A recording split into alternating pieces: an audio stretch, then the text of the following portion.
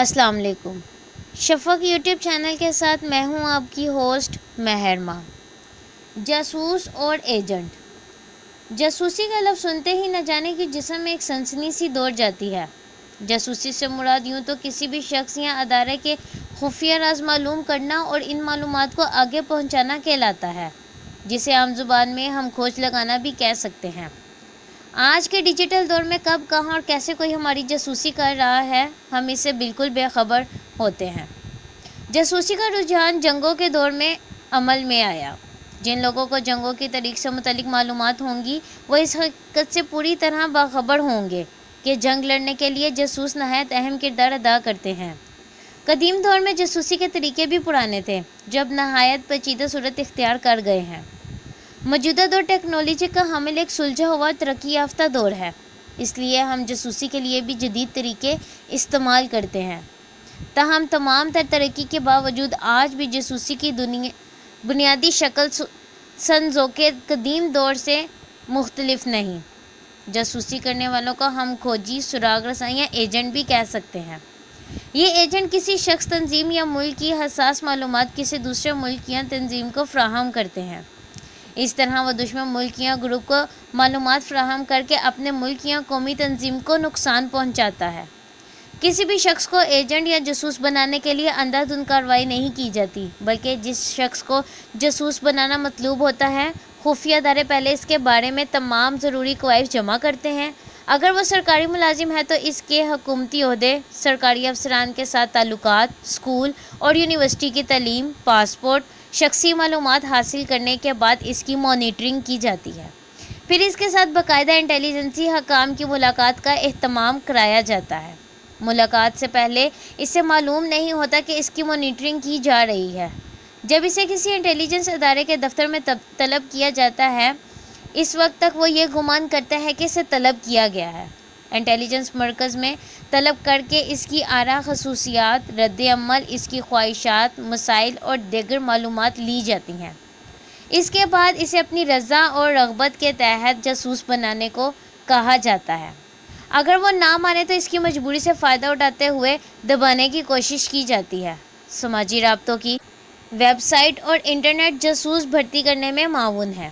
اگرچہ انٹرنیٹ نے ٹیکنالوجی اور مواصلات کی دنیا میں ایک نیا انقلاب برپا کیا ہے، مگر اس انقلاب کا منفی پہلو انٹرنیٹ کے ذریعے جاسوس تلاش کرنا اور ان سے رابطے کرنا ہے۔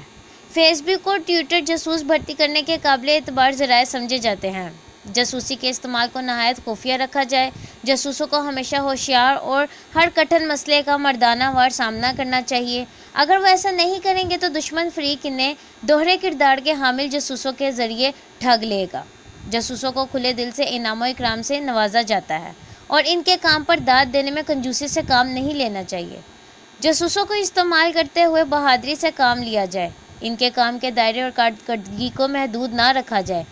جاسوسوں کے لیے یہ بات نہایت ضروری ہے کہ جس کام کے لیے انہیں مقرر کیا گیا ہو، اس کی تکمیل کے لیے انہیں ایڑی چوٹی کا زور لگانا چاہیے۔ آج ہم قدیم اور موجودہ دور کے جاسوسوں کا احوال بیان کریں گے کہ انہیں جاسوسی کے الزام میں صرف سزائے موت کا ہی سامنا کرنا پڑا۔ چین میں چو اور ہند کے مابین جاری جنگ کے دوران چو کی فوج میں فنزین نامی ایک اعلیٰ اہلکار ہوتا تھا جو ہر مسئلے کو نرمی کے ساتھ حل کرنے کے لیے مشہور تھا۔ اس لیے چو کا حکمران چیاننگ یو اس کی بہت عزت کرتا تھا۔ بادشاہ کے دربار سے وابستہ مشیر زیننگ لیانگ اور چین پنگ اس سے بہت ڈرتے تھے، کیونکہ وہ جنگی منصوبہ بندی کا بہت بڑا عالم تھا۔ چین پنگ کو پتہ تھا کہ چیاننگ یو شکی ذہن کا مالک ہے، اس لیے اس نے دونوں فریقین میں جاری جنگ کے دوران ایک شاندار منصوبہ تیار کیا۔ اس نے قاصد کے ذریعے فنزین کی جانب بعض تحائف اور ان کے بھتیجے فن شے کی طرف سے ایک جعلی خط بھیجا۔ اس جعلی خط میں فن شے نے اپنے چچا فنزین کو لکھا تھا کہ وہ ہند کے حکمران بونگ کے ہاں مشیر کے طور پر کام کر رہا ہے۔ اس نے یہ بھی لکھا تھا کہ لیو بونگ ایک سخی اور کھلے ذہن کا مالک ہے، اس لیے وہ اس کی نوکری میں بے حد خوش ہے۔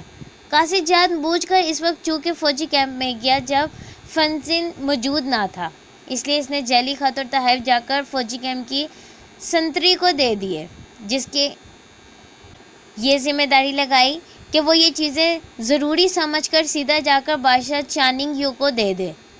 بادشاہ یہ خط پڑھ کر شک میں پڑ گیا۔ فنزن واپس آ گیا۔ بادشاہ چیانگ یو نے اس سے پوچھا، کیا فنشے تمہارا بھتیجا ہے؟ اس پر اس نے اعتراف کیا اور اسے مزید بتایا کہ اس کا وہ بھتیجا فنشے نے بچپن میں ہی مر چکا ہے۔ یہ بات سن کر چیاننگ یو کو مزید شک ہو گیا کہ فنزن لیو بونگ سے مل گیا ہے۔ اگلے برس لیو بونگ اور چیاننگ یو کے نمائندوں دونوں فری کین نے معاہدے کی باتیں کی۔ جب چیاننگ یو کا نمائندہ ہند پہنچا تو چین پنگ نے اس کے ساتھ ڈھونگ کرتے ہوئے کہا کہ اسے فنزن سے متعلق پتہ چلا ہے کہ وہ دونوں کی باتوں اور معاہدے کرنے پر راضی نہیں ہے، اور اس نے چیاننگ یو کے نمائندوں کو یہ بھی بتایا کہ شاید لیو یونگ نے فنزن کے احترام کی وجہ سے دعوت کا اہتمام کیا تھا، جو اس نے اس کے نہ آنے کی وجہ سے ختم کر دیا ہے۔ جب چیاننگ یو کو اس واقعے کا پتہ چلا تو اس کا فنزن پر شک مزید بڑھ گیا۔ اس کے بعد وہ فنزن کا کوئی مشورہ نہیں سنتا تھا اور ان دونوں کے مابین تعلقات مزید خراب ہوتے چلے گئے۔ اس کے بعد فنزن کو استعفیٰ دینے پر مجبور کر دیا گیا، جو اپنے شہر واپس آتے ہوئے راستے میں وفات پا گیا۔ آخری وقت تک اسے یہ پتہ نہیں تھا کہ بادشاہ چاننگ اس پر کیوں کر غصہ ہے۔ یوں بادشاہ چاننگ یو اور فنزن کو لڑا کر ایک دوسرے سے الگ کرنے کا منصوبہ کامیاب رہا۔ 3 بادشاہوں کے زمانے میں وو کے بادشاہ چایو نے بھی یہی منصوبہ تیار کیا، جس کے نتیجے میں بادشاہ چاؤ نے اپنے 2 سپہ سالاروں ایڈمرل یانگ اور چائننگ کو قتل کر دیا۔ ان دونوں لوگوں کے قتل ہو جانے کے بعد چاؤ نے چیبے کی جنگ میں شکست کھائی تھی۔ جاسوسی کے تاریخ میں چین کے ایک جاسوس کا قصہ خصوصی مقام رکھتا ہے، جس نے اپنی حیرت انگیز فنکاری سے ایک فرانسیسی سفارتکار کے سامنے خود کو خاتون بنا کر پیش کیا اور کئی سال تک اس کی بیوی بنا رہا، حتیٰ کہ ایک بچے کو جنم دینے کا کامیاب ڈرامہ بھی کیا۔ شو نامی چینی شخص موسیقی اور رقص کا ماہر تھا اور فرانسیسی سفارتکار برناڈوبو سیکارٹ کے ساتھ اس کا معاشقہ 1960 کی دہائی میں شروع ہوا۔ چند ملاقاتوں کے دوران ہی فرانسیسی سفارتکار چینی جاسوس کے حسن کا اسیر ہو گیا۔ شو ہر وقت زنانہ حلیہ اختیار کیے رکھتا اور خوبصورت لباس اور میک اپ کا استعمال کرتا، جس کی وجہ سے وہ بظاہر ایک دلکش دوشیزہ نظر آتا تھا۔ جب دونوں کی قربت بڑھی تو شو نے برنارڈو کو بتایا کہ اس کی پیدائش ایک لڑکی کے طور پر ہوئی تھی، لیکن چونکہ اس کے والدین کی نرینہ اولاد نہ تھی، لہٰذا انہوں نے اسے لڑکوں کی طرح پالنا شروع کر دیا۔ اس نے بتایا کہ بعد ازاں اسے ہارمون بھی دیے گئے، جس کی وجہ سے اس کے جسم میں کچھ مردانہ خصوصیات پیدا ہو گئیں، لیکن اصل میں وہ عورت ہی تھا۔ بے وقوف فرانسیسی سفارتکار نے اس کہانی پر یقین کر لیا اور دونوں کا معاشقہ کئی سال تک چلتا رہا۔ اسی دوران شو نے برنارڈو کو بتایا کہ وہ حاملہ ہو گئی تھی، اور جب برنارڈو فرانس میں تھا تو اس نے پیغام بھیجا کہ اس کے ہاں ایک بیٹے کی ولادت ہوئی ہے۔ جب کچھ ماہ بعد برنارڈو واپس آیا تو شو نے بتایا کہ چین میں خانہ جنگی کی وجہ سے اس نے بچے کو روس کی سرحد کے قریب ایک دور دراز گاؤں بھیج دیا تھا۔ برنارڈ اپنی سفارتی ذمہ داریوں کی وجہ سے فرانس اور پھر منگولیا چلا گیا، اور کچھ سال بعد واپس چین آیا تو شو نے اسے ایک بچے سے ملوایا اور بتایا کہ یہ ان کا بیٹا تھا۔ اس سارے عرصے کے دوران شو فرانسیسی سفارتکار کی اہم معلومات برنارڈ سے حاصل کرتا رہا اور فرانس کے دورے کے دوران 2 مزید سفارتکاروں کے ساتھ تعلقات بڑھا کر قیمتی دستاویز چوری کی اور چین کو بھیج دی۔ فرانس میں جب اس کے بارے میں چہمگوئیاں ہونے لگیں تو بالآخر اسے گرفتار کر لیا گیا اور عدالت نے اس کے طبی معائنے کا حکم دے دیا، جس میں ثابت ہوا کہ وہ مرد ہے۔ برنارڈ نے جب یہ خبر سنی تو اپنے گلے میں تیز دھار بلیڈ پھیر کر خودکشی کر لی۔ دوسری عالمی جنگ کے دوران ہٹلر کے جاسوسی اہلکاروں نے ایک چھوٹی اطلاع دی۔ بظاہر تو وہ چھوٹی تھی، لیکن جھوٹی اور ملک کے لیے بہت خطرناک ثابت ہوئی۔ یہ جھوٹی اطلاع یہ تھی کہ روسی جنرل توہان چیوسکی کے خلاف غداری کا مقدمہ قائم کرنے کی کوشش کی تھی۔ سوویت روس کے ریڈ آرمی کے جرمن جاسوس نے ایک جھوٹی اطلاع بھیجی تھی۔ جھوٹی اطلاع دینے والے ذرائع نے اس پر یہ الزام لگایا تھا کہ وہ جرمنی کے لیے کام کر رہا ہے اور طاقت کے ذریعے اسٹالن کی قیادت کو ختم کرنے کی کوشش کر رہا ہے۔ جرمنی میں موجود روسی جاسوس نے یہ خفیہ اطلاع لاکھوں روبل دے کر حاصل کی تھی۔ اس اطلاع کے مطابق سپریم کمانڈو کو روس کا غدار سمجھا گیا۔ نتیجے کے طور پر نہ صرف جنرل توہان چوسیکی کو گولی مار کر ہلاک کر دیا گیا بلکہ دیگر کئی جرنیلوں کو بھی مجرم قرار دے دیا گیا۔ یہی وجہ تھی کہ جنگ کے ابتدائی دور میں روس نے جرمنی کے ہاتھوں شکست کھائی۔ ہالینڈ کی نوجوان خاتون ماتا ہری نے 1910 کے عشرے میں پیرس میں بڑھنا رقاصہ کے طور پر کیریئر بنایا۔ ماتا ہری کی رسائی فرانسیسی معاشرے کے مقتدر شخصیات تک بھی تھی اور اس کے فوجی افسروں اور سیاستدانوں کے ساتھ تعلقات تھے۔ اسی بنا پر جرمن خفیہ ادارے نے اسے جاسوسہ بنایا۔ اس کے کچھ ہی عرصے بعد فرانسیسی خفیہ ادارے نے بھی اسے اپنے لیے بطور جاسوسہ بھرتی کرنے کی کوشش کی۔ یہ پیشکش قبول کرنے پر وہ پکڑی گئی۔ 1950 کے عشرے کے اوائل میں جولس اور ایتھل روزنبرگ کیس نے امریکہ کو ہلا کر رکھ دیا۔ اس جوڑے پر امریکہ کے ایٹمی پروگرام سے متعلق خفیہ معلومات ماسکو کے حوالے کرنے کا الزام تھا۔ کچھ حلقوں نے اس جوڑے کے لیے سزائے موت کو ایک مثال قرار دیا۔ دیگر کے خیالوں میں یہ کمیونسٹوں سے مبالغہ آمیز خوف کی مثال تھی۔ عالمی تنقید کے باوجود روزنبرگ جوڑے کو 1953 میں سزائے موت دے دی گئی۔ جرمنی میں 70 کے عشرے میں جاسوسی کا ایک اسکینڈل بڑھتے بڑھتے ایک سیاسی بحران کی شکل اختیار کر گیا۔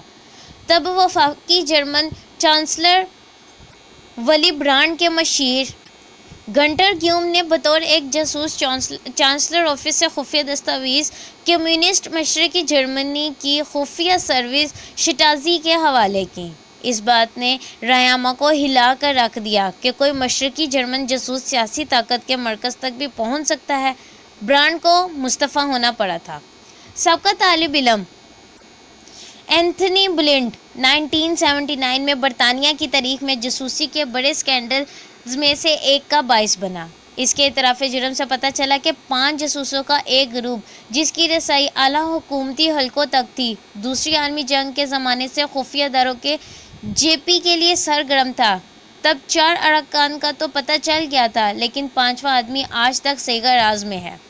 جب 2010 میں امریکی ادارے ایف بی آئی نے اپنا چپ مین کو روسی جاسوس کے ایک گروپ کے رکن کے طور پر گرفتار کیا تو اسے امریکہ میں اول درجے کی جاسوسہ قرار دیا گیا۔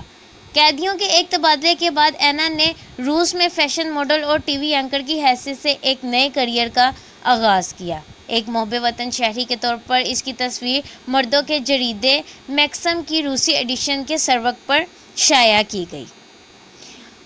ہائیڈرون انشلاگ ایک خاتونی خانہ کے روپ میں ہر منگل کو جرمن صوبے ہیسے کے شہر ماربرگ میں اپنی شارٹ ویو آلے کے سامنے بیٹھی ماسکو میں واقع خفیہ سروس کے مرکزی دفتر سے احکامات لیتی تھی اور یہ سلسلہ عشروں تک چلتا رہا۔ آسٹریلیا کے شہریوں کے روپ میں ان دونوں میاں بیوی نے یورپی یونین اور نیٹو کی سینکڑوں دستاویز روس کے حوالے کی۔ 2013 میں دونوں کو جاسوسی کے الزام میں سزا ہو گئی۔ حال ہی میں پاکستان سے پکڑے جانے والے بھارتی جاسوس کلبھوشن کو تاحال سزائے موت نہ دی جا سکی۔ حالانکہ تاریخ تو یہی کہتی ہے کہ ایسے جاسوسوں کو موت سے کم کی سزا نہیں دی گئی۔ جاسوسی کی تاریخ میں خواتین بھی پیچھے نہیں رہیں۔ پکڑے جانے پر انہیں موت کی سزاؤں تک کا سامنا کرنا پڑا۔ کچھ تو جیل میں ہی بقیہ زندگی گزارنی پڑی۔ ہالینڈ کے ڈانسر اور عصمت فروش مارگریٹا گیرٹرائیڈا زیلی نے پیرس میں جنگ عظیم اول میں جرمنی کے لیے جاسوسی کی۔ ان کی خدمات فوجی کیپٹن جارج لاڈکس نے حاصل کی۔ انہیں جرمن حکومت اور فرانسیسی موکلات کی معلومات حاصل کرنے کا کام دیا گیا۔ 1917 میں فرانسیسی انٹیلی جنس نے اس ڈانسر کی جاسوسی کا علم ہو گیا اور گرفتاری کے بعد اور 15 ستمبر 1917 کو انہیں گولیاں مار کر موت کی نیند سلا دیا گیا۔ سیسل ویتھرنگٹن نے جنگ عظیم اول میں جرمن کنٹرول کے علاقوں سے فرانسیسی افواج کو بچ نکلنے میں اپنا اہم کردار ادا کیا۔ پیرس میں پیدا ہونے والی سیسل نے 1943 میں فرانس میں ہتھیاروں کی اسمگلنگ کے لیے خفیہ کوریئر کے طور پر کام شروع کیا۔ جب اس کے اعلیٰ افسران گرفتار ہوئے تو اس نے اپنے جنگجوؤں کی کمان سنبھال لی اور جرمن فوج کے خلاف 14 گھنٹے جاری رہنے والی جھڑپ کی قیادت کی، جس میں 1000 جرمن فوجی ہلاک اور 18,000 سے زائد نے ہتھیار ڈال دیے۔ نیوزی لینڈ میں پیدا ہونے والی صحافی نینسی ویک نے 1940 کی دہائی کی ابتدا میں فرینچ ریزسٹنس موومنٹ میں شمولیت اختیار کی، جس کا مقصد برطانوی فوجیوں کو فرانس سے نکالنے میں مدد دلوانا تھا، اور وہ اپنی اس جاسوسی میں بھی کامیاب ہوئیں۔ اسی طرح کے مزید جاسوسی پروگرام سننے کے لیے ہمارے چینل کو لائک اور سبسکرائب کرنا مت بھولیں۔ شکریہ۔